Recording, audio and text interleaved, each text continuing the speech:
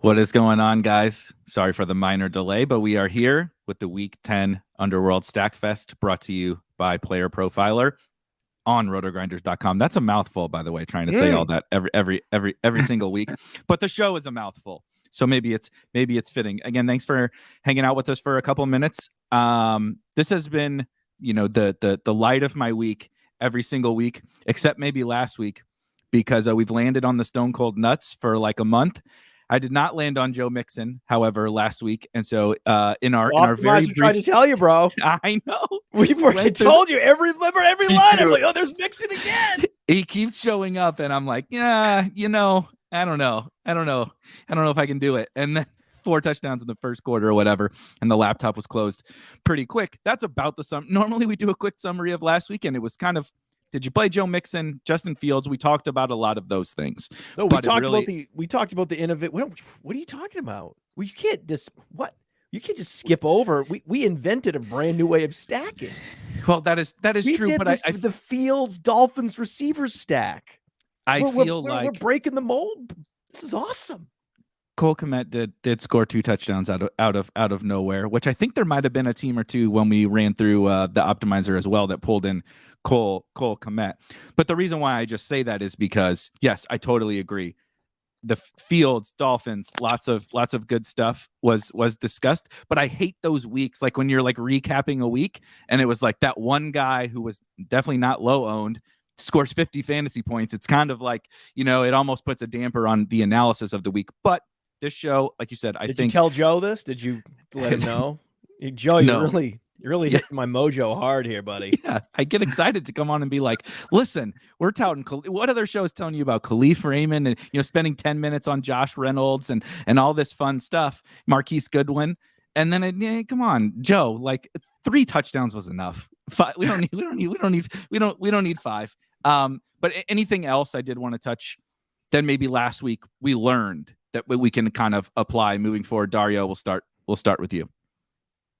Yeah, I think the biggest thing is that Justin Fields definitely as a force in the Q1 range. I think it took a couple of weeks for everyone to accept it, but I mean, breaking the single game, regular season rushing record for a quarterback, that's pretty hard to ignore. And I think that we talked about how the Bears had been shifting their philosophy and had been using him better, starting with that Monday night game in New England. And that's just like, I run through projections and he came out in the top 5 quarterbacks for this week. So I think he's legit. He's here to stay. What do you think, Matt? I think that you just want to play games and stacks involving Miami. Right. That's it. And then I know that everyone's going to be like staring down this Chiefs Jaguars game, but predictably, I'm maybe even slightly more intrigued by what we can do with Cleveland, Miami. So let's talk about that one first, because I do think, I don't know how I would, compare the two, like you said, with my level of intrigue, but I think that things are certainly more clear to me in the Dolphins and Browns game. The Browns, as everyone knows, and Dario has pointed out in the past, kind of the Dolphins don't even play super fast. We know that the Browns want to establish it, but the Dolphins are going to score. They're going to score points on everybody, and it's basically going to come from 2 dudes. Right, Tyreek Hill and Jalen Waddle. We have outlined on this show repeatedly. We'll mix in a little Gesicki. Sometimes Mostert makes sense. Maybe Jeff Wilson is going to be that guy that makes sense. We lost Dario as we get into the Mike Gesicki and Jeff Wilson portion of the show. But I think it's so straightforward, right, on the Dolphin side, that not only can you double stack Tua or single stack Tua, depending upon the week when pricing gets kind of tough like it is this week, but you can also do things like last week with why was the Justin Fields thing relevant? Was because, I don't know, it's kind of like having remember Devontae Adams on the Packers. Every week it was like, I never need to play Aaron Rodgers. I just play Devontae Adams. We kind of have that with 2 guys on the Dolphins. It's like, yes, I want to play some Tua almost every week, but I can just kind of get that other side of the game, right? And then the Browns do have some really intriguing pieces, whether it's Chubb, whether it's Amari Cooper, DPJ, who I imagine we'll discuss, will be probably one of the hot button guys of this show. I even don't think a little like Harrison Bryant, who I know he didn't get a target in the last game, but he's a totally punt tight end with David Njoku rolled out. Matt, where are you kind of leaning first in this game? Because I do think it's pretty appealing. Well, I had the big question. I wanted to lead off because I had this burning question. Are we playing Brissett this week? Are we playing the Brissett Waddle Hill double stack? Right. He's not Fields, right? He's not Fields level rusher, not even close. But Brissett has 300-yard upside. Brissett can rush for, say, 40 yards and a touchdown. Mm-hmm. I'm intrigued.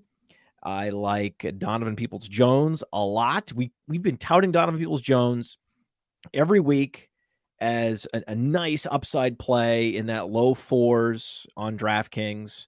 And this week, here we go again. I mean, this is it, right? This is it. I think this is also in seasonal leagues. This is the last week you can get DPJ off your waiver wire. I like that call. Like, this is it. Like, goodbye after this week, because then everyone can see Watson coming, and it's like, oh my God. So Dario, for best ball, hello. But yeah, I'm just sometimes I feel like I might back into these things. Like, I love DPJ this week, so then then I end up loving this game, and then I got to be careful about doing that. But so I want to throw it out to you guys. I think it makes total sense. Like you said, we're not trying to square peg round hole with Jacoby Brissett versus Justin Fields, but it's more of a roster construction thing, right? You don't need Jacoby Brissett to do what Justin Fields did. That's not the point. The point is that he's 5.4K on DraftKings. DPJ is really cheap. There's really no value this week outside of the tight end position. Like, if you sort by point per dollar right now in lineup HQ on RotoGrinders, it's like all tight ends, which basically means that it's a really bad week, because if all the tight ends are the best value, that's probably a bad sign. And so where do you save, right? You save at tight end. Maybe you punt one of those wide receiver positions with an upside guy like TPJ, and you have this cheap quarterback. Like, get me 20 to 25 and be on the right game. I think it makes a lot of sense. Where are you kind of heading in, Dario, with this game? And is it definitely, DPJ? Amari is a lot more expensive, but what do you kind of think about overall the Browns here in this spot? Yeah, I think like you guys both, I'm pretty bullish on this game. Like, the Dolphins and Browns, although there's always, pace concerns with the Dolphins, we did see last week that they can make that irrelevant because they can score on just about every drive.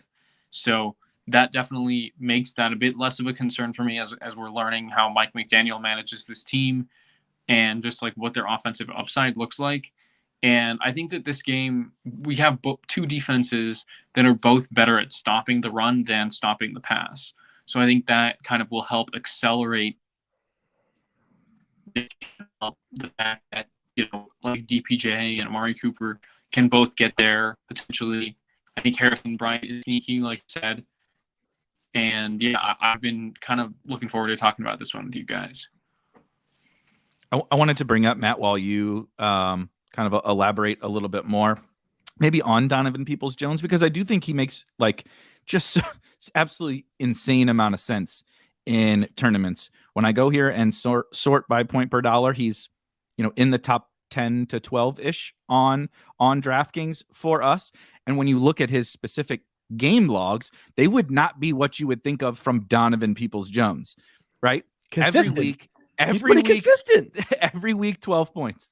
Literally. Yeah, 12, every week, 12 points. Every week, 11 like exactly 90 air yards.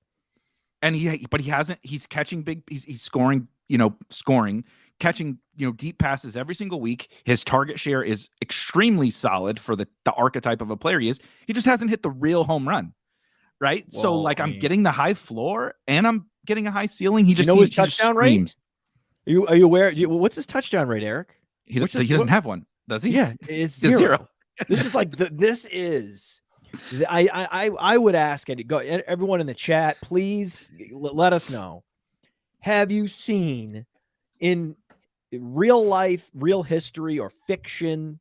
Have you ever seen a tournament receiver like this in this situation with this skill set? 100th percentile burst score, playing all the snaps out at X, getting the air yards, just no touchdowns, suppressing his salary, heading into a likely shootout with two defenses that are better at throwing than stopping opposing quarterbacks. I mean, it's and just in general, these are better offenses than they are defenses, both these teams. So it's gonna be a fun one, man. It's gonna be a fun one, and I'm not missing out. I'm not missing out on my chance to get value DPJ this week. Okay, so we love DPJ. Then Dario, I don't want to. It feels simple on the Dolphins side, but I don't want to just like brush it to the side and say, okay, yeah, it's obviously Tyreek first, Waddle second. If you can play Tua, sure. Am I missing anything though? The introduction of Jeff Wilson certainly didn't help Raheem Mostert from a probably a raw ceiling perspective. We still haven't seen him bust a big one, but I'm just not sure that this is the spot. And Mike Gesicki, I mean, I guess the only argument is he's exposure to the stack that no one's going to play him. But honestly, there's a reason why. There's a lot of other cheaper tight ends that I do think make quite a bit more sense. Am I missing anything on the Dolphins? I think the biggest thing is that on DraftKings, Jeff Wilson is like a few $100s cheaper than Raheem Mostert. And last week we saw them split touches pretty evenly. I believe off the top of my head, I'm trying to find it again, but Jeff Wilson is like 5,500 and Mostert is a little more. He's 6,100. So that difference to me, where you can get the running back who has looked better all season, like if you look at advanced stats such as rush yards over expectation, you can see why the Dolphins wanted to trade for Wilson. He's actually been an above average running back this year. They gave him more touches, more snaps than Mostert. It was like, 52-48 split, but that's in Wilson's first week. So I think there's potential for that to grow in Wilson's direction. And the fact that he'll be cheaper just makes it all the more appealing, particularly on DraftKings. Oh, yeah. Jeff Wilson week. And by the way, in that same salary zone, 5.5K, totally unrelated to this show. We would never talk about this game. But I just want to point out this. This has been pointed out on Twitter many times. I just want to make sure that it's been said. I know who you're talking about. The two Alabama running backs are the same salary: Najee Harris and Mark Ingram. So that's where we are right now. That's a thing that's happening right now. This week, it is happening in the year 2022. Harris and Ingram, same salary. And the same as Jeff Wilson. And we're going to be playing them at exactly the same exposure. I don't know. Optimizer probably was going to put some Najee in there. And, definitely. I think I'm almost positive. But I'm not excited. I'm not excited. And we're not saying play that game or anything. But yeah, this game, lots of options, right? And I like the Harrison Bryant call. Right. If you want to, you could do some weird, wacky stuff with like a Brissett Bryant with Hill and Waddle. I think you can play Brissett, Bryant, DPJ, Hill and Waddle. Yeah. You could go that would be a fun we'll value. Yeah. That's very constructible. That's how you fit Tyreek and Waddle. You might need one of those Alabama running backs to you could still play if you're playing Brissett. You could still play Etienne and Pollard. I mean, it's fine. Yep. And so I just think it feels like an almost even more straightforward kind of cheap way to stack this game than last week. And the Harrison Bryant thing, I'm not going to talk about DPJ anymore. You completely nailed it. You guys, I'm in. I'm not. I pushed back on Josh Reynolds. I've pushed back on some of these other guys. There's no pushback on DPJ. He's one of the best plays of the week, I think. But I was surprised. I mean, I saw he has the same ownership on both platforms on RotoGrinders per Chris Gimino. He ranks number 12, like right around that 9.5%. I think that's about right. You rarely see the super inexpensive wide receivers unless there's some, there's this occasionally, some super inexpensive wide receiver that goes top 10, sometimes top 5. But typically the highest owned guys, it's they're a little they're higher up on the pecking order in terms of target share and just regular weekly performances. So this is about right. This is about what I thought he could get up to, about ranked number about 10 in ownership this week, and that's where he is. And to your point on the wide receiver thing, it is typically not players like him. Exactly. It would be it could be him, like if Amari was out. Oh yeah, if Amari, in a situation where Amari's out, that's when he would be chalk. But I mean, that's like once that kind of scenario unfolds, like once every 6 weeks or so.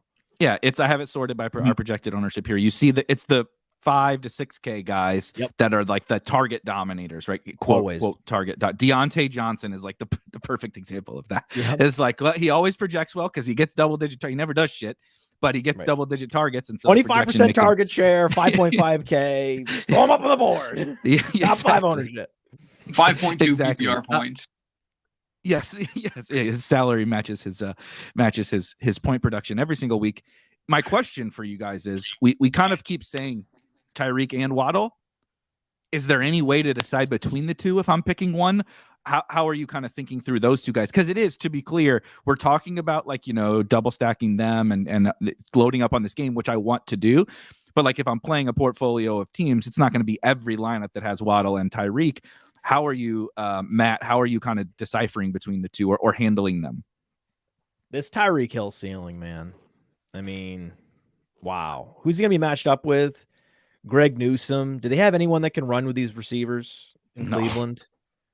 Well, Denzel Ward is back, right? But is he back? Thanks. Yeah, I believe he's back this week.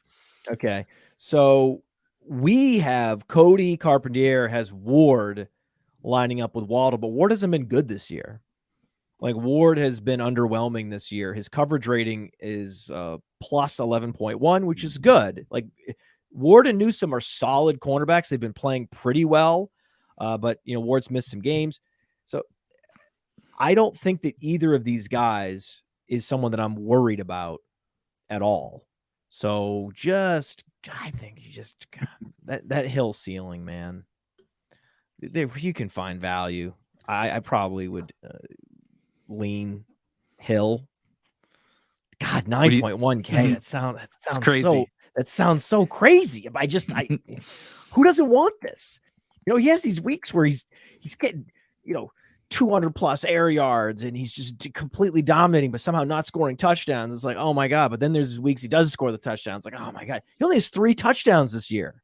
Yeah, he's scoring 30. He scores 30 points every week, and he's not even scoring touchdowns. Did you know he's only 3 touchdowns? It's crazy. So I look at that and I'm like, oh my God, I want to play DPJ and Hill with their 3 combined touchdowns. What do you think, Dario? Tyreek. The one thing I'll add. Yeah. I'll just add really quick. Go ahead.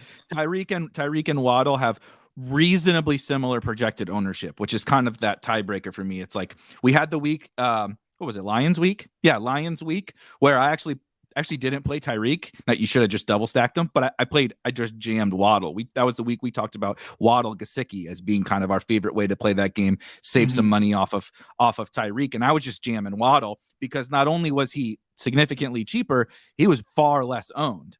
This week, it's like you look at it, 10% Tyreek, 8% Waddle, and the prices are still, it's like 1.7K different, but the ownership is like the same. So you're not getting as big of a benefit off of it. But, do you have any reason to prefer Waddle, or how are you thinking about them, Dario? So I think I still prefer paying up for Tyreek because Tyreek has 100 targets in their 9 games this year. Waddle has 69. So he has 31 more targets. That's full 50% more, pretty much. He's got 1,100 air yards and 1,100 receiving yards to Waddle's very good, about 812 and 778. But Tyreek is just on another planet right now. He's got a 33% target share, which is way higher than he ever saw in Kansas City. So Mike McDaniel, I think, knows what he's doing. He's getting the ball to Tyreek Hill, and I think that he's just clearly on a whole nother level right now. I think that if someone, we actually moved Tyreek Hill to wide receiver 1 in our rest of season rankings this week because he's just been completely nuclear this year. And I mean, I think there's concerns with Cooper Kupp and the Rams that they're just aren't for Tyreek Hill right now. Yeah. Like, is there a more comfortable click? Like when you click that Tyreek Hill button in, is there someone you feel more comfortable? Like, you don't ever feel like, even with Cooper right now. And I played some Cooper Cup like afternoon slate yesterday. The long touchdown was nice, but like the Rams stink, and like he can't overcome. He's awesome. He can't overcome a team that's only scoring 10 points every week. It's just not. It's just not really possible. So I just think Tyreek is the most comfortable click, and he's hard to fit this week. Get creative. Find creative. ways to do it. Your job. Do your job. Play DFS. Do your job. Get creative. So anything else on this one? Play Tyreek Hill. Play Tyreek. Yeah.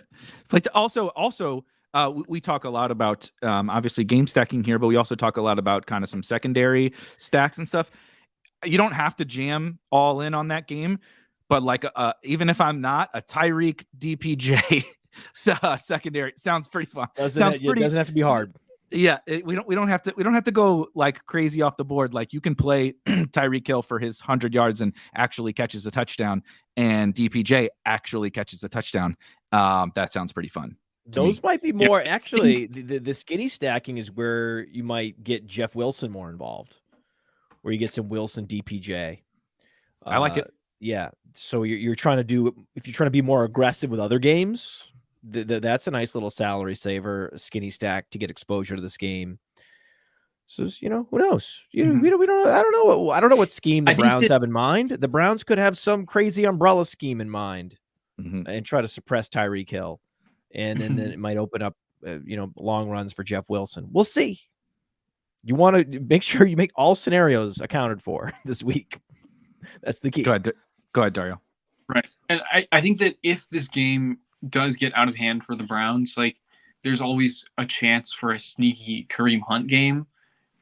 We know he's going to run more routes and catch more passes and see more targets than Nick Chubb. So if you do get the Browns playing from behind, I know that like we've seen a kind of worrisome decline in snap share for Kareem Hunt. Like he hasn't had a game over 50% of snaps since week 5. But I think that if the game script breaks the right way for him, he's only 5,300. And I think you kind of want to be mixing him into your game stacks of this game. Not a ton of exposure, but someone that I think you shouldn't completely forget. Oh, yeah. Cheap, dude. And I love your point about the game script thing. That's what's so important for these. It's important for Nick Chubb too, but it's important for these kind of, I'll call him ancillary committee back, whatever you want to call it, right? These guys have roles. And like it's not as simple as, okay, we line up and this guy's going to play this many snaps and this guy's going to get this many touches and all that, right? Everybody has a certain role. Why does Nyheim Hines catch 8 balls one week and 0 the next? It's because if the game doesn't go according to his skill set and his role, he's not going to touch the ball. We haven't really seen that for the Browns a ton this year. Mm-hmm. But I also like it this week because Hunt is finally continuing to get cheaper and cheaper and cheaper because they've been pricing him $6K or something because they're being smart about, okay, just in case Nick Chubb, is out or something like that. They don't want Kareem Hunt to be 4,500 and 95% owned. But he's finally getting cheap enough. And there is no value. Why are we talking about Jeff Wilson, Kareem Hunt, maybe some other guys in a little bit? There's no value. It does not exist. Why did Najee Harris come up already? Why? Yeah. I had to do it. We're gonna have to play him. We're gonna have to play him. And so in that scenario where Dolphins go crazy, right? Get up 21. The Kareem Hunt at no ownership is an incredible tournament play. In that scenario, will it hit? Maybe, probably not, but that's not the point. The point is that the guy has the potential to just blow the roof off at that price for this slate. Yeah, it's a great process. And I think go ahead. Or I think I have a perfect transition point for you here. The guy who epitomizes this is Jerick McKinnon. We saw him get 10.4 PPR points last week without scoring a touchdown because he got 8 targets, caught 6 of them. So I think that he's kind of the perfect example of a back who maybe 99% of the time you're not interested, but when that game script is breaking the right way for him, you're going to want to sprinkle him in because he's capable of having a game with a lot of routes, a lot of targets. And I think that brings us over to talking about the Chiefs-Jaguars game. So A perfect segue. Sleep. I was literally going to mention Jerick McKinnon. We're mind melding here. Sleeper sent me a notification. He's on one of my sleeper teams. Sleeper sent me a notification about Jerick McKinnon, and I was like, exactly the same thing. It's like Jerick McKinnon. Who the heck knows, right? Like if I have to start him in a season long league, I'm never going to feel comfortable, even against like the Bills or something. But in DFS, mixing him into a few teams where you build it as the Chiefs are just going to throw, or I don't think it's unreasonable to say at a certain point this season, we kind of get more McKinnon. Those other two backs are not good. They're continuing to abandon the run, rightfully so, because those guys can't do anything. So who benefits from that? Well, Jerick McKinnon, because he's the guy who now fits the offense that they're trying to run. And so he's a guy I would like to be out ahead of. Well, they are. It's a running back reception funnel defense in that they are number one in running back points allowed in the passing game, plus 6.40.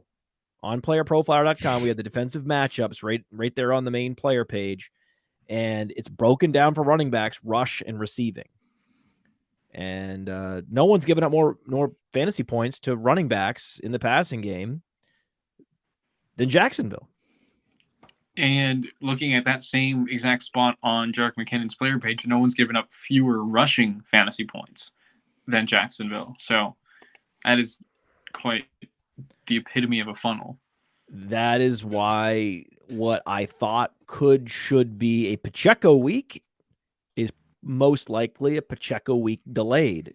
There will be a Pacheco week, everybody. It's going to happen. You know it. I know it. We all know it. There's going to be some multi-touchdown game with a red zone carry and a long touchdown with giant hairy big ugly positive game script week, right? You know that game is coming. Home game. Oh, you know it. Gross. The Derek Gore game or whatever. That's Zig and everybody. It's gonna Noah Gray will get a touchdown in that game. You know it. You know it. Noah Gray shovel pass. Yeah. You know Noah Gray's gonna catch a shovel pass. You know the game. Yeah. We don't have to talk about it. But that game's out there. But I hope and think it's not this week. I'm very excited about the Chiefs. So Dario, let's talk about the Chiefs. Start to dive into the Chiefs because we led in with Jerick McKinnon, but I think that's because of outside of Travis Kelce. Yes, Juju's finally picking up some targets, but he is also getting more expensive. MVS is still playing. He was still at, I think, 75 or 70 something percent of snaps last week, and just didn't get the ball. Typical MVS. Sometimes he doesn't get the ball. Wind sprinting. He pulls a Chris Hogan every once in a while, but he's still out there. Mecole Hardman is banged up. I haven't seen. He hasn't practiced yet. I don't know about today. I'll check on that in a minute. And then they introduced Kadarius Toney, right? So it's like, I think, what did he play? Like 9 snaps, but still, it's a little murky. So that's why this game, people will be like, I don't know. I can just play the Dolphins guys, which we love, of course. Mm-hmm. But like, are we really gonna not play any Patrick Mahomes wide receivers against the Jaguars? Start to break it down for me. A Hardman no show Friday practice. Okay. Mm-hmm. Okay, that makes this conversation a lot more fun. Sorry, Mecole, but it does. It was going to be fun regardless because, if you think that Kadarius Toney is taking over for Marquez Valdez-Scantling, you're dead wrong. You don't know what you're talking about. He's taking over for Mecole and Sky. Thank you. That's exactly right. So you're playing MVS as if Toney doesn't exist. Yeah, I love it. This is a game where the Chiefs are favored by almost 10 points. Like in any other circumstance, if this team had any ability to run the ball, we'd say this is a game where we're loading up their defense and their running back, and this should be a big, comfortable win for the Chiefs. But like we just talked about, they have no ability to move the ball on the ground. Last game, I think Clyde Edwards-Helaire and Isaiah Pacheco combined for 9 carries for 8 yards or something ridiculous. Yes. Like it was truly just unheard of backfield statistics for them. Again, maybe the Titans run defense is a little bit better than average, but again, I think this shows that's a big weakness for the Chiefs, and they're going to need to rely on Mahomes' arm. They're going to need to rely on Kelley. And like you said, Juju Smith-Schuster has really been establishing himself lately as a primary option in the middle of the field, kind of beating that cover 2 underneath those zones. So I think that's my default Chiefs double stack is don't overthink it. Play Kelley and Juju with Mahomes. And it's expensive. You'll have to get creative around it. Maybe run it back with a Zay Jones or an Evan Ingram, who I think are good secondary pieces that are slightly more affordable. I mean, you can pay up for Christian Kirk in some of those stacks as well. I think he's legit too. And I think that this is a game that we don't want to forget about. Like this is, we get excited by the Lions and the Bears or the Browns and the Dolphins. And those games are juicy, but like the Chiefs by default are a DFS, printing press. So we got to keep coming back to them, like play your Mahomes stacks because we know that they can just break the slate any given week. Well said. Well said. Yeah. Well, I mean, your audio sucks this week, but well said, Dario. Yeah, you powered through the bad audio. You're making up for it with just the oratory skills. Make great points. This feels to me like not quite the same thing because the ownership was really just kind of crazy low on that game. But the 49ers and the Chiefs game a few weeks ago, where it was clearly a spot that the Chiefs, pass funnel, right? There's no real reason for them to try to pound Pacheco and CEH here into the strength of the Jaguars defense. There's all the reason in the world, especially they traded for a wide receiver. They got the best tight end in the game, right? They paid Juju some money. He's flashing. They're winning games with Mahomes. There's no reason for them to go away from Patrick Mahomes to give CEH the ball more. Like it doesn't make any logical sense. And yet no one's really playing those guys. No one's like the ownership is in check because Kelley is, you think it's hard to fit Tyreek Hill. Now try to fit some good wide receivers with an almost 8K tight end on a week where there's no value. Then it's really tough.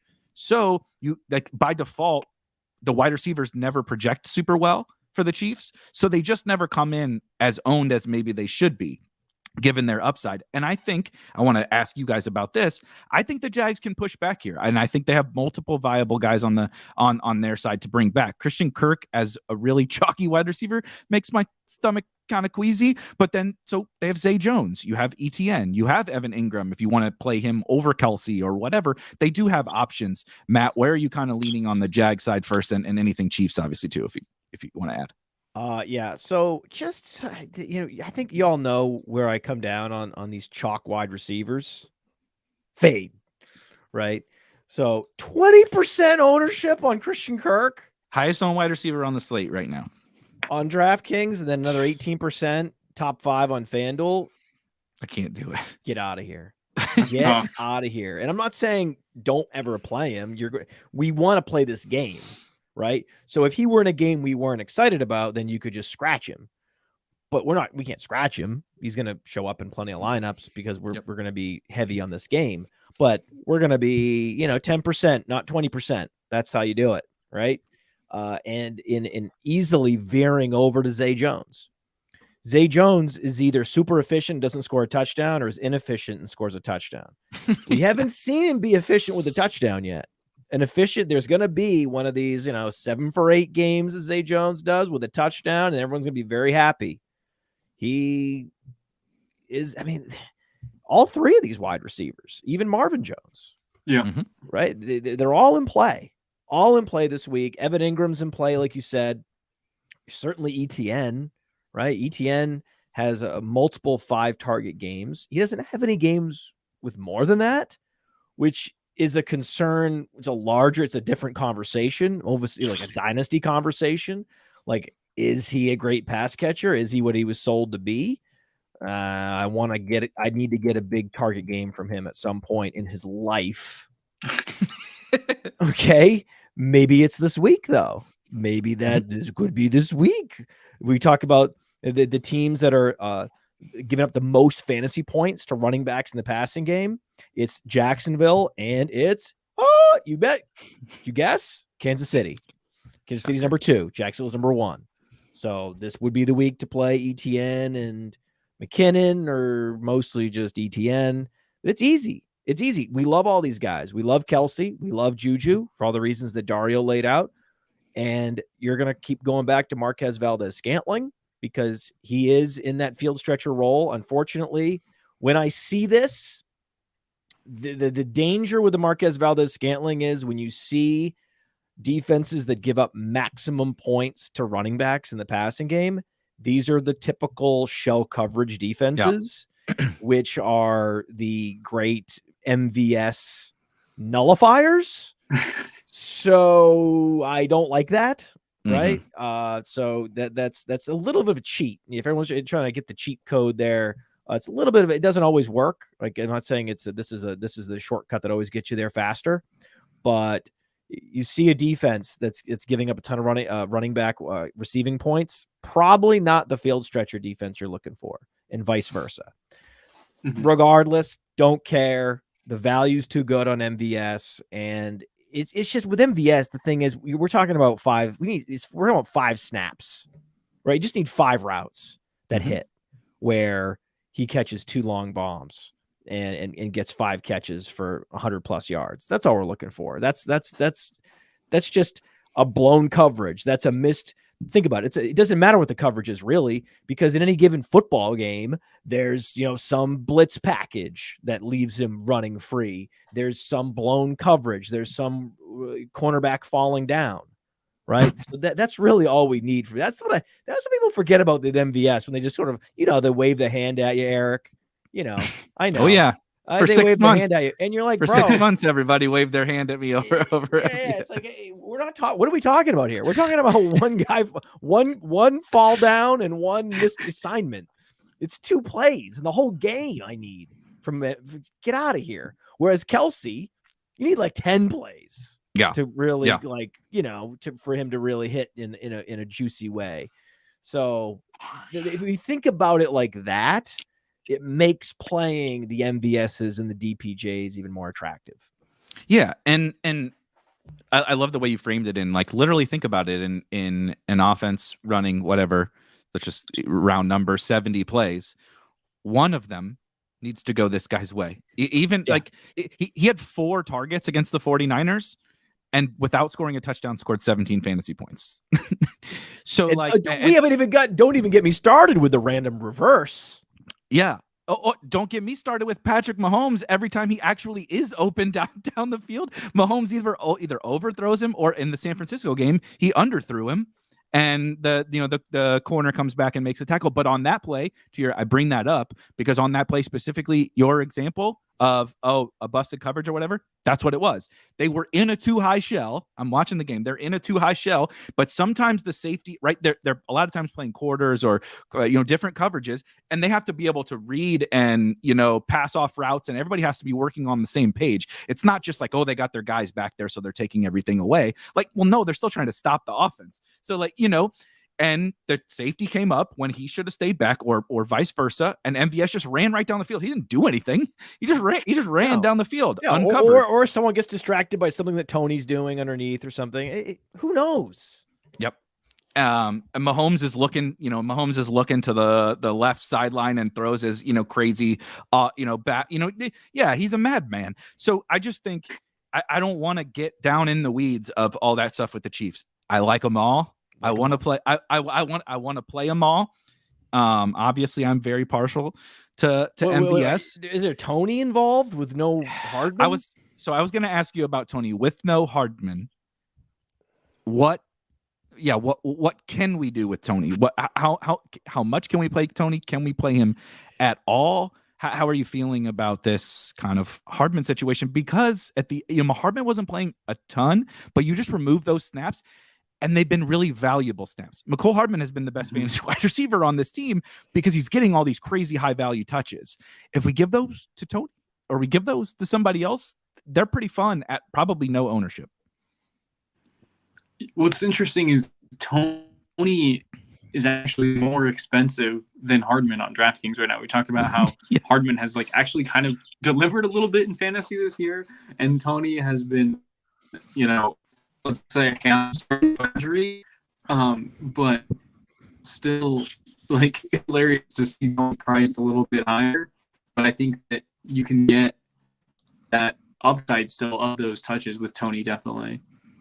I think a little dabble. The problem is like the $900 differential between the guy getting the snaps and the guy that's not. Really tricky. Yeah, really tough to swallow. But yeah, on the no ownership to get if you have a chalkier lineup, sure, right? Maybe a lineup where you have Kirk, you could play Tony. I like that. I was gonna double back really quickly. We talked about Travis Etienne because I did want to talk about him kind of through the similar lens that we talked about Kareem Hunt or Jerick McKinnon. He has not, like you said, gotten a lot of targets or even a ton of usage in the pass game. Part of it, James Robinson was obviously there for part of the season. The other part is they've gone just crazy run heavy with him on the ground, right? I mean, 28 carries. It's just absolutely crazy the amount of volume he's getting. They have not gotten into a script like we would expect. Dario mentioned, so the Chiefs are 10-point favorites in this game. So that theoretically, like you said, that normally on the Chiefs side would lead to a script of, the running back and the defense.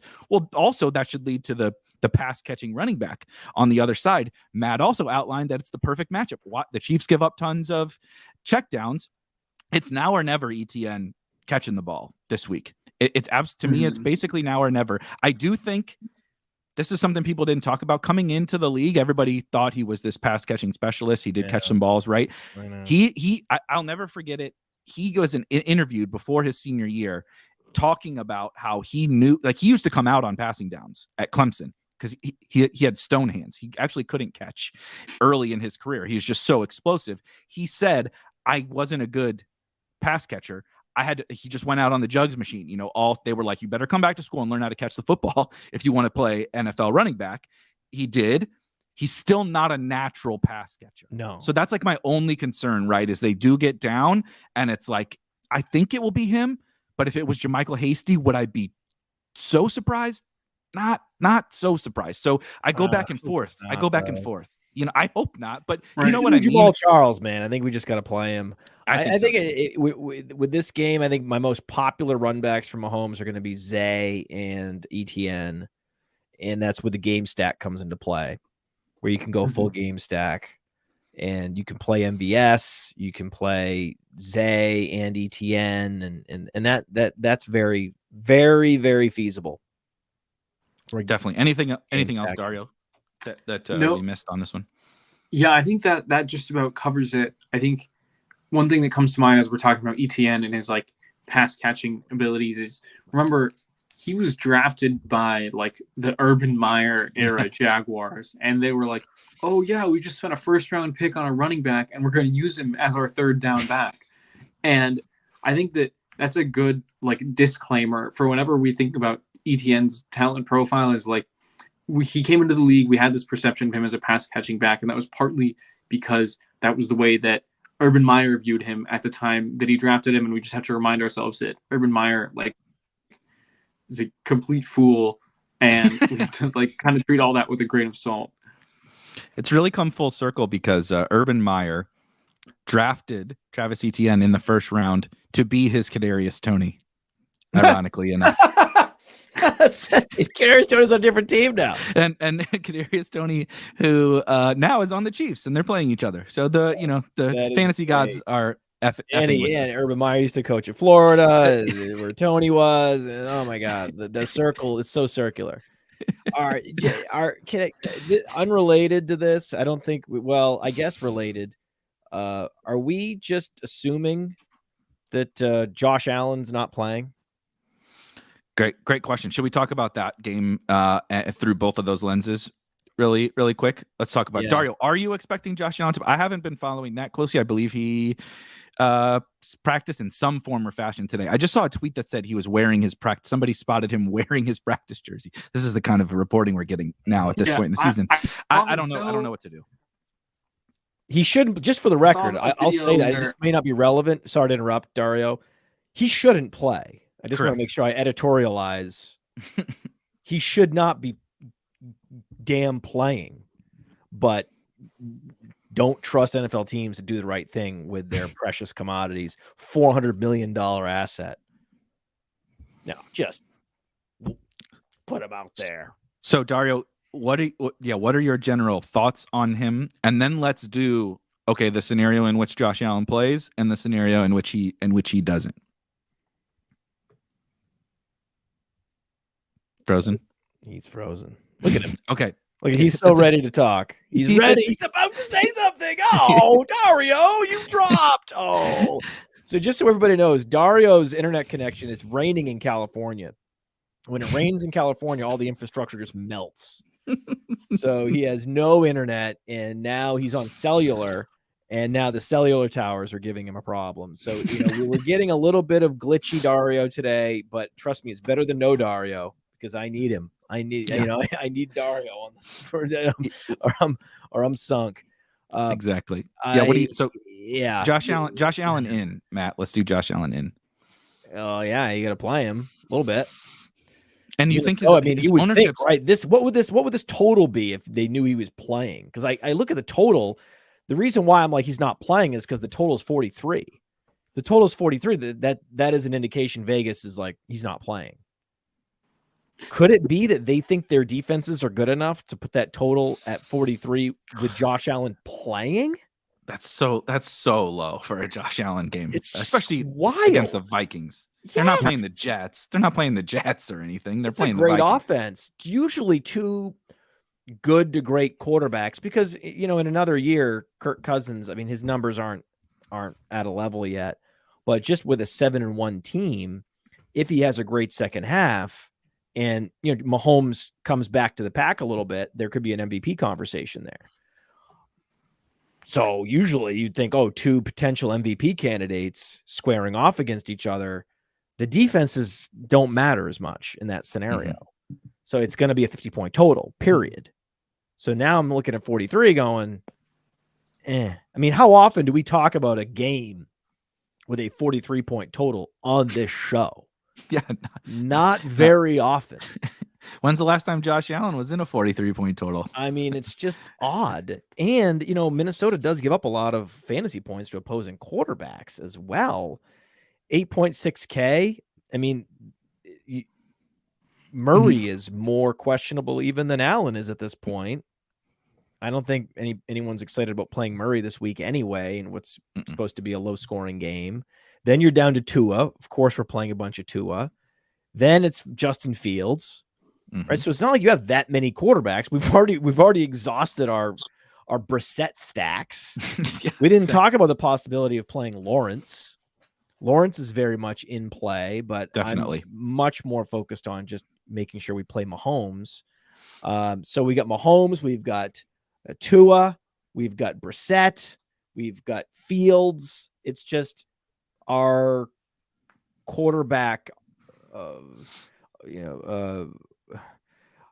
arsenal really deteriorates quickly. So it's like, how do you not play Allen if he's going to be out there? Probably got to play him. Maybe he's running more. I don't know. I don't know either. I don't know either. Dario, if Allen plays, two-part question. Allen or Mahomes if Allen plays? And then assuming Allen plays, what are we doing with the Bills wide receivers? Diggs, Gabe Davis, mostly those two. I think if Allen plays, I'd still slightly prefer Mahomes, but it's not necessarily a runaway because, like you said, Josh Allen with his legs, he's a goal line vulture running back and a quarterback with a cannon. He threw the ball 70 yards on the play after he took that hit that hurt his elbow, and it hit Gabe Davis right between the numbers. Like, don't remind me. It's pretty unreal what he's capable of. So I think that this. What happened on that play, by the way? What happened on that? What was the end result of that play? Can we just to bring the MVS and Gabe Davis still through 9 weeks has been enough. It's taking years off my life. It's watch the games, man. I need to just get another hobby on Sundays. I can't handle do yard work or something. I cannot handle these MVS and Gabe Davis drops. So but bad. Going with this is it gives me very similar vibes to the Justin Herbert Jaguars game that we saw early on this season, where it was the first week where Justin Herbert tried to play through his rib injury, and we saw the line move. We kind of all thought it would be Chase Daniel, but I'm still projecting that Josh Allen plays in this game, at least, as far as player profilers projections go for now. And I think that the thing with his practice status today was there was some video that surfaced, I guess, where he was quickly jogging off the field once he realized that the media was in the building. So it might be something where they're trying to keep it a real secret that he's playing, or it could just be a total decoy so that the Vikings defense has to prepare as if he might play regardless. But I think that given all those question marks, I think I'm still kind of leaning toward Mahomes, given that, that head-to-head. You got to close your eyes and go back to the Allen, Gabe Davis stacks. I know you hate it, but you got to do it. I'm glad you brought it up. Shocker. I'm glad somebody brought up Gabe Davis. Well, 50-50 so far. We're batting 500 on happiness on Gabe Davis mentions. But I think he's the guy, right? You talked about Kelsey versus MVS. This is the same example of Diggs versus Gabe Davis. I know Gabe is a little bit more expensive, so he probably can't get there on just one play. He can get there on two. He did it. He did it already this year. Broke a slate on 2 catches. And if he doesn't let the ball go through his hands and basically hit him in the face on the bomb that Josh Allen throws, we're talking about a different outcome from him. And nobody's going to, all this uncertainty around Josh Allen, around the Bills and all that is there's this home run hitter at 3% ownership in a great matchup that nobody's going to play. And his price has come down a little bit. It got up more into the 7K range. It's down a little bit and gives me the access to this Bills. I haven't built a team like this, but I'm thinking through a lot of the stuff we're saying. It's there's some cheap Chiefs. We talked about some cheap running backs that make sense, or maybe it's a Brissett team. I can still get access to the Bills. Yeah. And I can still get access to this game. There's some interesting Vikings too through someone like Gabe Davis. And I don't even need Josh Allen to be full-blown Josh Allen. I just need him to be good enough to hit a couple bombs to Gabe Davis, So he's the guy that jumped out to me in this one. Dario had a popular tweet about TJ Hawkinson this week as well. Talk about him. I'm glad you brought him up because I think he's important to discuss. Yeah. So TJ Hawkinson in his first game as a Viking had a higher snap share than Irv Smith had all year. And then Johnny Munt, their backup, also saw his lowest snap share of the year. So rather than a split between Munt and Smith, TJ Hawkinson very strongly asserted himself. I think the Vikings knew what they were doing and what they wanted to do with him when they traded for him. 9 targets definitely was a surprise for me to see. And I think he can continue to sustain that usage. There's some underlying metrics I was reading about how TJ Hawkinson's separation metrics from next gen stats actually indicate that maybe Jared Goff was holding him back a little bit. So Jared Goff? How? We haven't talked about the Lions game, which I'm sure we'll get to here in a bit. But there's another player Jared Goff is holding back as well. I'm sure TJ Hawkinson's very happy to get out of there, but I think he makes for, again, you see on your screen here, 4%, 4 to 5% ownership on DraftKings, 7% on Fanduel. I don't know how you get him right. So I think he reminds me of George Kittle against the Chiefs. I think he was also 5.3K, where he's in this good game against the team that, assuming Josh Allen is healthy, is going to score points. He has all the upside in the world. TJ Hawkinson isn't George Kittle. I've been clowning the dude all year. Now I'm going to come back. He's going to get 2 targets. But 9 targets as the 1B in this offense to Justin Jefferson. And no Q tag. He practiced for 2 days. With the no team. Q tag. I love Hawkinson. That's my rule with Hawkinson. Yes. I'll play him with no Q tag. And now you can get him, play him by himself, play him in Cousins stacks, play him in Josh Allen stacks, play him with Gabe Davis, play him with Stephon Diggs.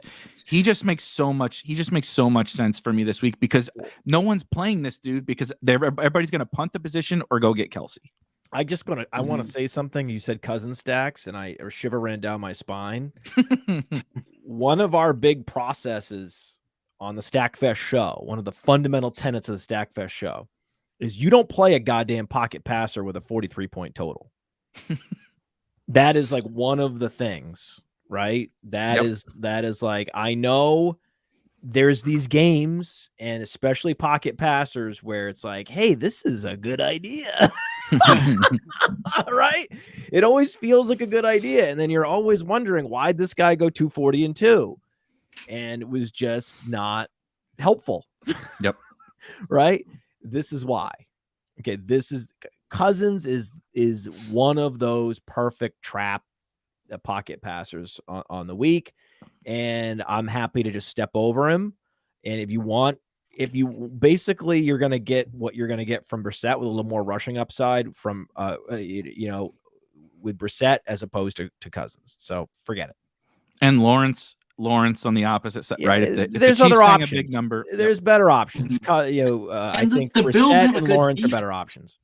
Yeah, the Bills' defense is elite. It's just not worth it. I think that's the biggest. When you said it reminded you of Kittle against the Chiefs, my first thought was the Chiefs' defense is nothing compared to the Bills' defense for any given tight end lineup to face them.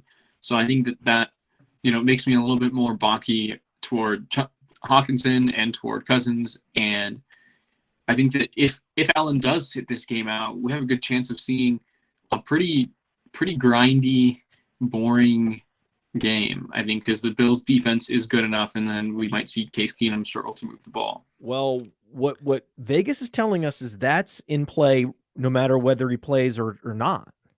Yeah, which is why exposure needs to be down on this game. This is what I believe to be a bottom run game, which would typically, it doesn't. Again, you close your eyes and you open them on Monday morning, and you're looking at the games, and you're like, this is a weird total.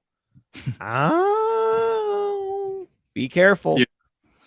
Okay, two polish up questions on this game. If I know the Bills' offense craters with no Josh Allen, but is someone like a Devin Singletary in play if Josh Allen does not play? Are they gonna run it more, right? Run a little, more limited offense, or is the offense too limited to even play a running back? I'm just thinking because we have no cheap running backs. I know we don't have any cheap. Well, I mean, what's Jeff Wilson? I mean, I don't know. There's like the same price. Like the same price. I mean, there might be another one. I think you'd kind of rather Kareem Hunt's in there. I mean, I think we have some. I think we have Hunt. We have Wilson. We have Najee Harris. If you want to do that.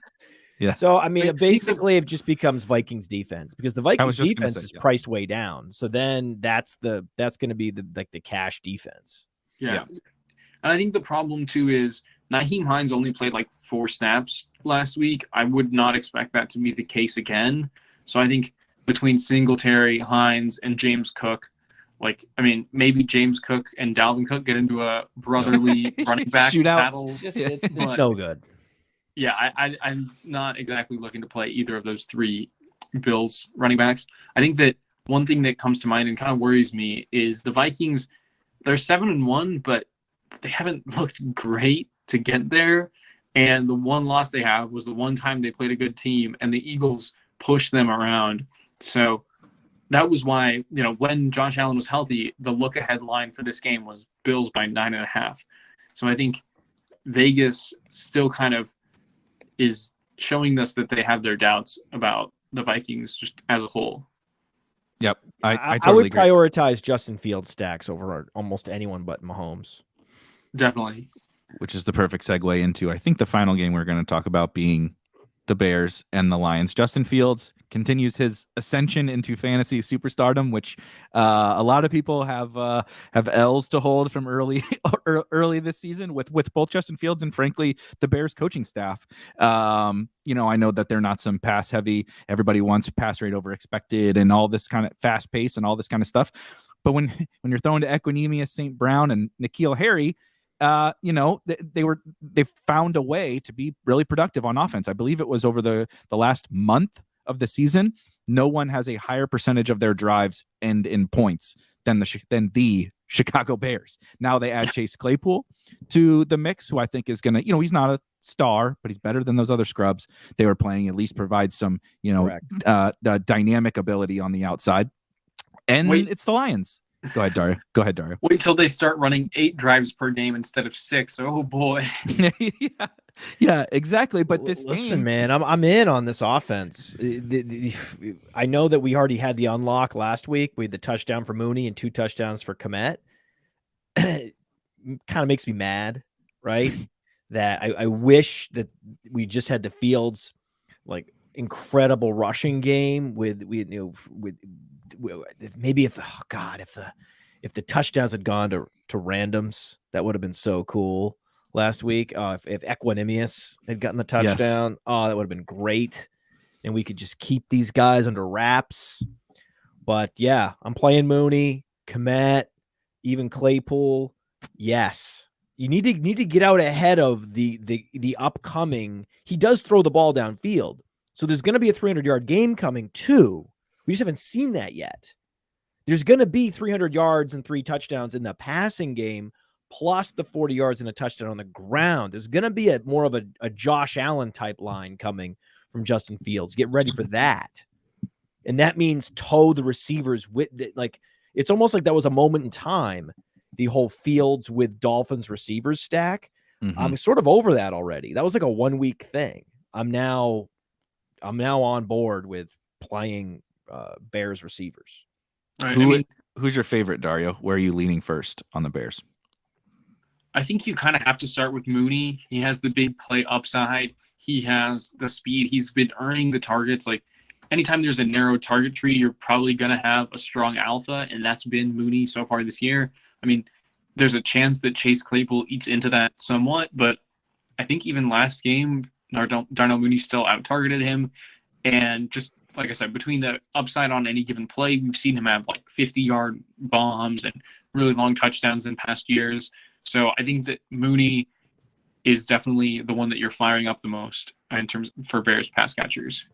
How much Claypool do I dip my toes into? How do you feel about it? Right. So we kind of have this weird scenario with a bunch of these. He's sub 4K or sub 5K on DraftKings. Mm-hmm. I don't know his ownership. We'll look his ownership up real quick. Yep. That's interesting too. I doubt it's very high. It can't be 9.5%. Shit! I think really? I think. I love you, Jamino. I love you, Jamino. I would be surprised. I would be very surprised. I know. I don't know about that. People are looking for reasons to stack Justin Fields now, which is kind of funny. And so I guess that's maybe inflating it. I guess that's what it would be. Mm-hmm. But that feels high. That feels a little high to me. I don't know. I don't. That's not great. But I love the athleticism. I love the big play upside. Remember that 4 touchdown game he had in Pittsburgh? One of them was on a reverse. Mm-hmm. So this is what I'm talking about. These are these are the plays. You almost have one. I don't know if this is a rule of thumb, but it almost feels like in every Millie Maker winning lineup, there's always one weird touchdown in there. And he can do that, right? That's something he can. If he's value and he's got a clear role as a number 2, and this is an ascending offense, then I'm in on Claypool. Right? I'm not in on Claypool when he's competing for targets with Pickens and Deontay Johnson on one of the worst offenses in the league. No. Suddenly, the whole thing has changed. The math has totally changed on Claypool. I'm back in. I know at one point I said he should switch to tight end and that Cole Kmet's job was in danger. I'm sorry about that. And that was wrong. And it's not like Claypool's even done anything to disprove it. He hasn't done anything yet. But that's the whole point, is you got to get out ahead of it. We got to get out ahead of it on Claypool. You know what's coming. You know a big game's coming for Claypool. It's like one of the easiest things to spot in space. You don't even need a telescope. Round pick for him. They're not going to be like, oh yeah, just run 2 routes this week, Chase. Like, we're good. Yeah. No, he only had a 45% snap share. That's going way up. Yeah, I would assume he's going to run most of the routes, which is also like the more important thing, right? If he's out there blocking when David Montgomery's running, he's pardon my French, he's a shitty blocker anyway. It doesn't really. Damn, Jamino, I can't believe this. This is the one bummer of the whole thing. Is I was hoping we could get him outside the top 30 ownership. So God damn it. I wanted to you mentioned like, oh, the 4-touchdown game when he was getting carries a bunch back then for the Steelers, or the little pop pass, right? Which is the McCole Hardman, if you will. Oh yeah. He got a bubble screen. He got a carry last week. There's red zone plays, jump balls. There's all these things. He's officially very, very, very, for the first time since that rookie year, he's very interesting. The other very interesting guy to me on this offense, we would have said, DFS has evolved so much that we would have said a couple of years ago, the maybe most appealing stack with the Bears with a rushing quarterback that we all want to play. He has a cheap tight end who is playing every snap. Literally, we're paying down. Yeah. We're paying down for all these other tight ends. I like, and trust me, I like Dulcich. We talked about Harrison Bryant, etc. I like a lot of these guys. Cole Kmet has the game finally, right? Gets the targets, plays every snap, and scores 2 touchdowns. Now he plays the Lions, and his price has not gone up, but he's 3% owned. No, look. No way. Stop it. Because he projects terribly because he hasn't done anything all Dario, year. Can we pull it up on the lineup genius? Can we do a Fields Kmet stack? I want to see what comes up with that. That would be interesting. I've never tried doing the lineup genius on my phone. We might have to you could run some on your workstation and just try it on your computer. Just tell us. You can just tell us. Yeah. So pull it up. So we're talking Fields. Yeah. So Fields Kmet stacks. I mean, this is very. The question though is, what do we do on the run back? Like, are we worried about run back, or we just forget the run back? Don't run back. I think why run back? Do we even need a run back? I'm on Ra again, doing that again. Yeah, I'm doing it again. I think we are. I'll push the button on him for now. And okay. He's getting targets. He's just not getting much else. I mean, he's just so expensive for what he is. He's another guy though that I think is fascinating because I was going to mention this on Harrison Bryant, but it also feels the same for Cole Kmet. So while Dario runs this, right, Harrison Bryant goosed in his first game, but it was a primetime game, right? If that had not happened, and like say this was Njoku's first game being out, and we had $2,700 Harrison Bryant in that game, everybody would be projecting him for like really good points, and he would be chalky. But he's not, because the last thing we saw, the only data point we have, is 0 targets without David Njoku. So if we just wipe that away, it would be different. Cole Kmet, same thing. We just saw it, but everybody's like, nah, nope. I still can't believe that. Yeah, I mean, I'm totally understand why people need to see it with Harrison Bryant. I don't. I'm playing Harrison Bryant. Harrison Bryant's an awesome play this week. He's in the right game, and he is the salary saver punt tight end, period. But that the end. But yeah, with Kmet, oh my God. I mean, there are great, just pretty solid, easy. I mean, Kelsey, Kmet, Hawkinson. There's just we have a very set group of guys we want to play at tight end down to Bryant. I think the tight end position has never been more straightforward. They're at every level. You've got the guy that's sub 3K. You've got the guy in the 3K zone. You've got the guy in the 5K, and then you've got the pay up guy, superstar. Yep. Yeah. You get boom, boom, boom. We got every level covered at tight end. Easy. Right. So yeah, go ahead, Dario. Got the optimizer run, and we got Justin Fields stacked with Kmet, run back with Amon-Ra, and then kind of paid up at running back in this lineup with Nick Chubb, Travis Etienne, and Damian Pierce in the flex. The other receivers are DPJ and George Pickens, who projects pretty nicely at a flat.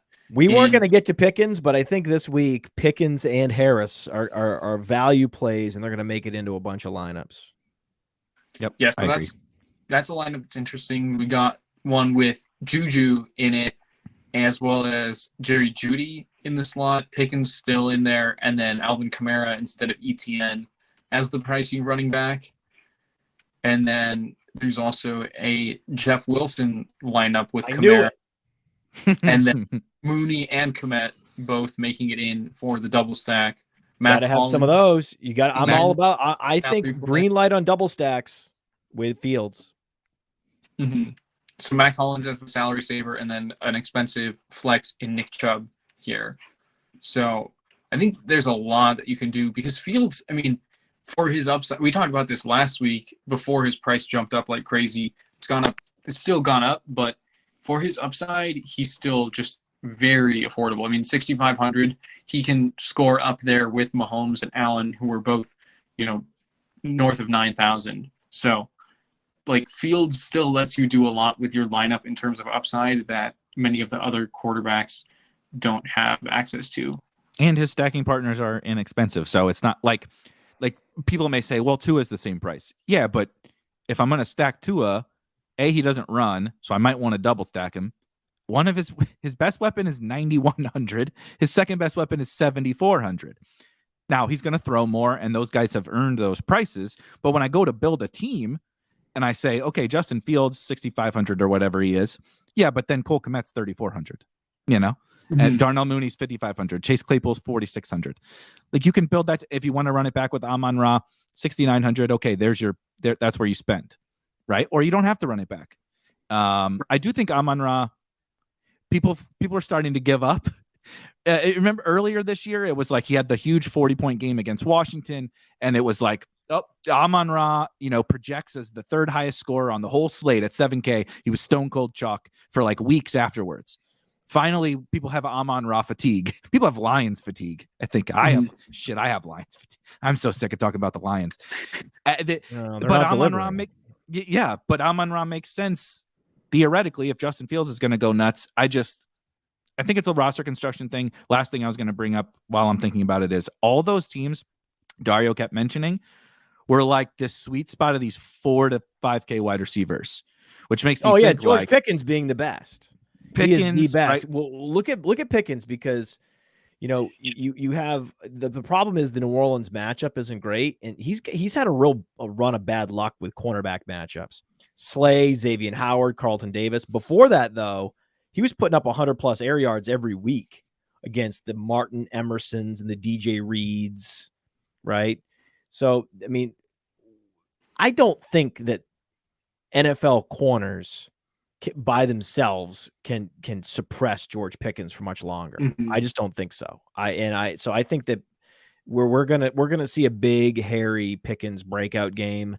It just might not be this week. So I know that the ownership on him is up over 10% on both platforms. That's pretty bullish on Pickens. I get why. Like I'm with you.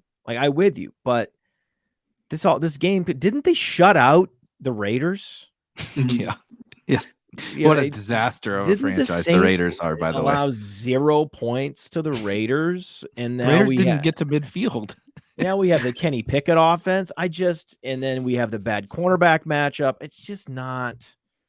Oh God. Yeah, I think there's a little bit like I caught myself. Like I caught myself in midair, right? About to jump off the building with the parachute. I'm like, whoa! And I'm coming back. I'm coming back to the building. Like, well, no, maybe not this week for Pickens. I'm right. Of course, you mix him in there, mm-hmm. but maybe the optimizer is a little over its skis at this point. Mm-hmm. I do like him. I do like him as we talked about these. I do think these other 3 games that we talked about are the priority. I don't really want to play Kenny Pickett or certainly not Andy Dalton. Especially also TJ Watt is back. Terrible game, a 40-point total. What are we doing? But I think a Pickens with Kamara or something like that in a lineup, I think that there's merit to some little because it is a little bit focused. It's a little bit focused on Jarvis Landry's back. We got word while we were doing the show. He doesn't even have a designation for Sunday.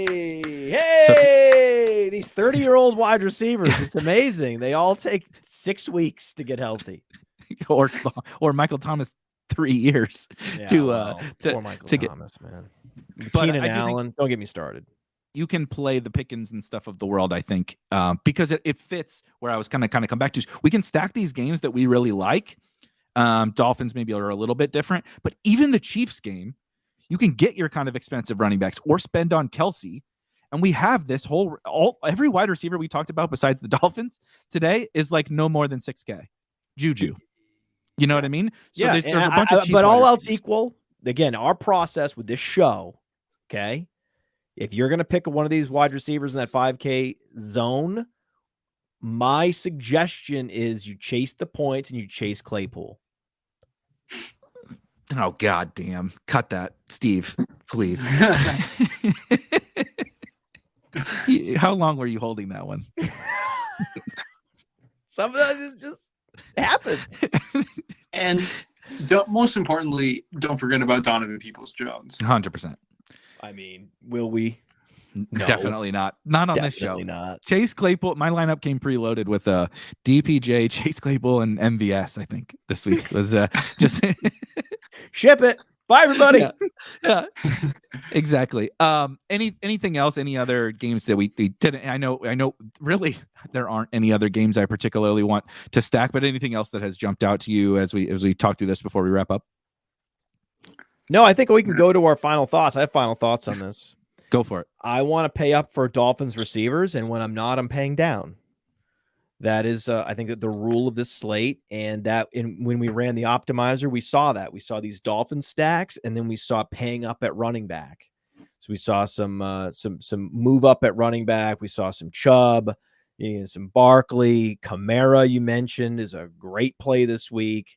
So that's really the move. We get a lot of fun options in that the wide receiver value zone is, I think we could easily be looking up, and it's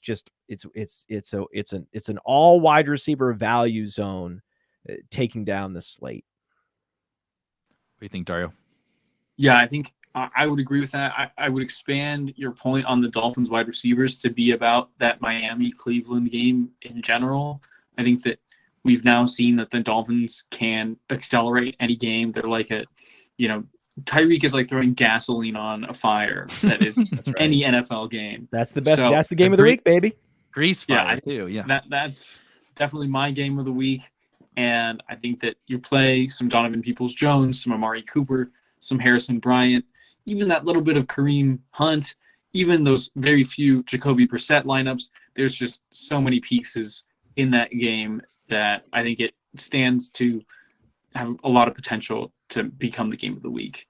I love that. And I also love this segment because what I always end up doing is taking kind of the things that you two said and kind of combining them into this whole picture that we're putting together here. But it is definitely, you can get that Dolphins game and spend at your wide receivers. And then let's find these unique running backs that we kind of talked about mostly at the top that need this script to play out, the scenario to play out, right? Kareem Hunt. If you're going to go spend $9K on Tyreek Hill, you probably can't get Saquon, right? So what do I do then? Well, Kareem Hunt makes a lot of sense. So I'm building in those running backs, McKinnon, these Jeff Wilsons, these guys into the lineups when I'm spending up at wide receiver, because I do think the Tyreek Hill and Waddle and stuff ownership's going to be held in check. Because look, everybody sees the same thing. When Dario runs the optimizer, I'm going to run it too. Other people are going to run it on Sunday. It's going to spit out these running backs with the cheap wide receivers. Well, so then Tyreek Hill is not going to be super popular. That sounds pretty good to me. So I love that. But then the other way I would do it is exactly what Matt said, but I'm going to then get unique with those wide receivers. I love George Pickens just like everybody else does. I get why Christian Kirk projects well. I get why Deontay Johnson. I get it. I get all those guys. But give me the guys that the other people aren't going to play, right? I like Juju too, but why do we talk about MVS? Why do we even talk about Kadarius Toney? Because all these guys have crazy upside there too, and like you're really not giving up anything. What's the difference between MVS and whoever, another 4K wide receiver? Talking about Zay Jones too. Zay Jones is that one of those variance plays? Play Zay instead of Christian Kirk, right? Play Claypool instead of George Pickens. Which is kind of funny because they both benefited from the Claypool trade. Yeah, that was great for both. Yes, exactly. Win-win. Exactly. But so that, you know what I mean? When I'm going to jam my ETNs and Kamaras and Barkleys and stuff into my teams. I don't want to play the same wide receiver value as everybody else also. So it's kind of that two-pronged approach, right? Let's go get funky with our Tyreek teams, and then let's play some of these stud running backs because it makes the most sense as the optimizer told us. But then let's make little tweaks, right? Give me the DPJ, MVSs, Claypools. Give me those guys who need kind of some crazy stuff, big plays to happen. But that's exactly what I want in tournaments. Those guys. Yeah, reverse touchdowns. Yes, reverse touchdowns, and please God, don't drop the 70-yard touchdown that Gabe likes to do. That is going to wrap us up. Thanks for hanging out with us. If we missed your questions, come back next week. We'll try to hit all those questions. So for week 10, Tyreek, Jacoby Brissett, DPJ, we're having some fun. And we'll see you guys in week 11.